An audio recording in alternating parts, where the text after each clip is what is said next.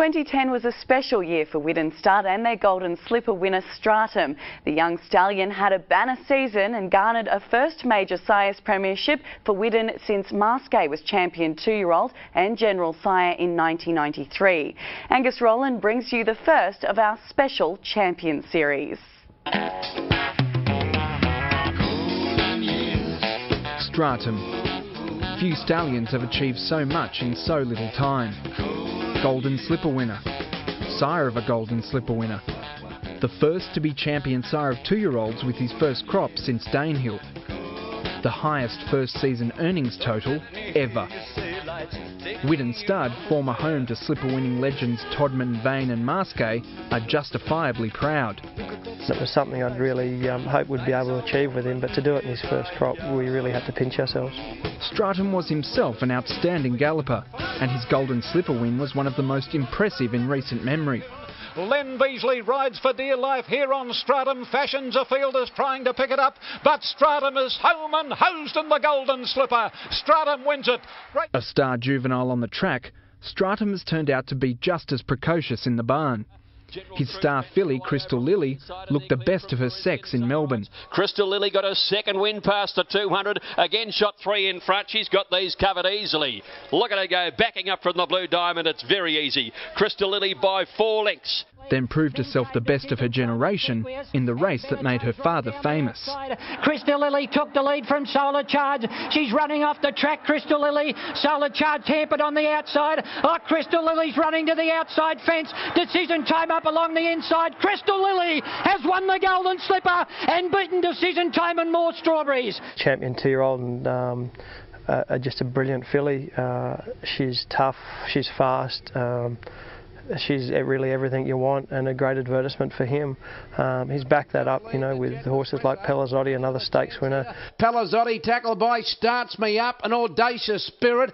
Pelazzotti, Audacious Spirit on the outside, but it's Pelazzotti. American Cruise, Group 1 placed, and I know BC3 think he's a really big 3-year-old for them. American Crew took the lead with 100 to go. No hesitation, is storming home down the outside. They hit the line. American Crew has just fallen in.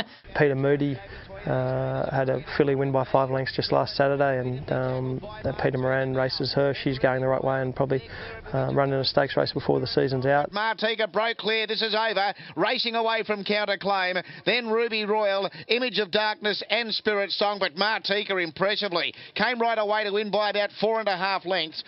One of the most exciting things about Stratum's demolition jobs on his rivals in the first season sire race is that he got both quality and quantity in abundance. Not only has he got the one, but he's also backing it up. 15 2-year-old winners now, 16 2-year-old place getters. I think the 2-year-old races this year, he's had 61 2-year-old races that Stratum's won or placed in.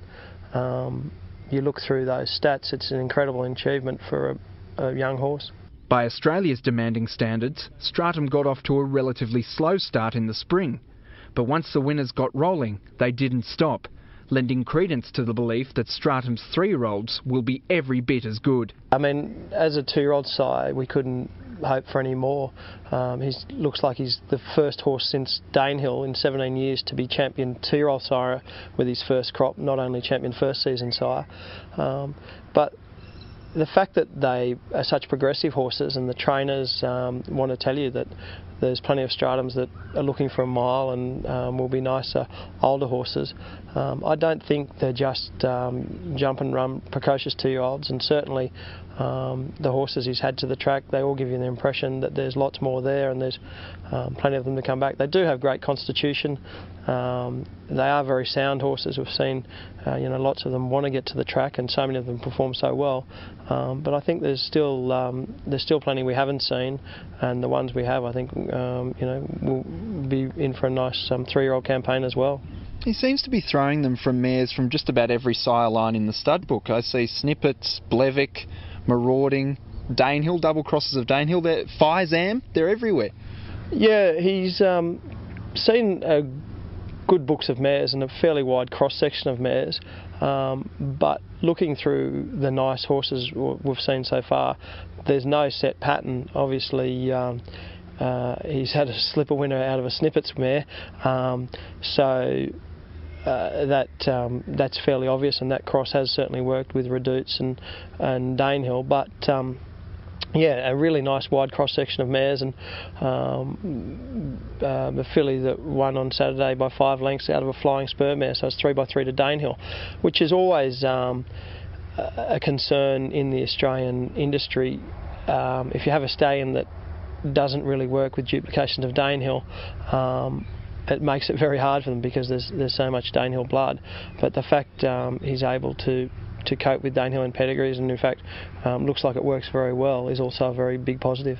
And Stratum hasn't lacked for mare numbers in ensuing seasons, which may help him avoid the dreaded 3rd and 4th crops quiet patch, which can afflict even the best. It's inevitable that every stallion will go a little bit quieter over the next few years, and it doesn't matter what the stallion is, that happens. The quality of mares is probably never as good as their first book, but certainly he has good numbers and good support coming through, and obviously this year he has, he's going to see better mares than he's ever seen.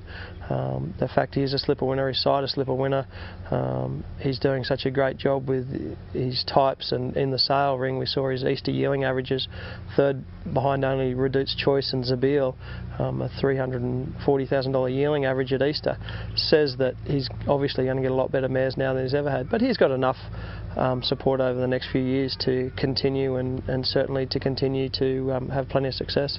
The timing must be particularly satisfying for you, Anthony, in that you've just sort of lost in the period of 3 years 2 of your marquee horses, Anabar and the General, and then this horse comes along and puts his hand up and says, hey, I'm ready to take up the mantle. Yeah, we always had enormous faith in Stratum, and I guess he was always going to be very important, but to stand up the way he has is enormously satisfying.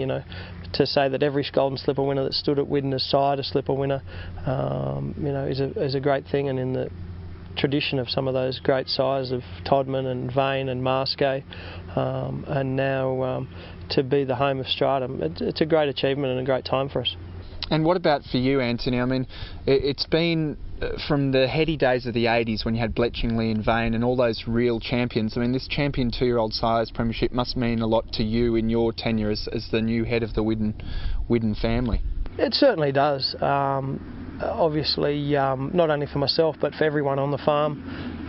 It's the guys and girls here who are so much a part of the Widden team. The success of your stallions is a huge part of the farm and the horses you breed and their success on the racetrack. So it's an enormous boost for everyone, morale and the team here. And yeah, it's great to see him achieving what he's done already. In the end, Stratum was nearly $1 million in front of his nearest rival, his former barnmate General Nadine, for the title of Australia's champion 2-year-old sire. What is interesting to note is that aside from the General, all members of the top 5 are descendants of Danehill, including Stratum's sire Redouts Choice in 4th and his paternal half-brother Snitzel in 3rd. Not surprisingly, following the exploits of Stratum's progeny this year, his fee has been raised to $60,500.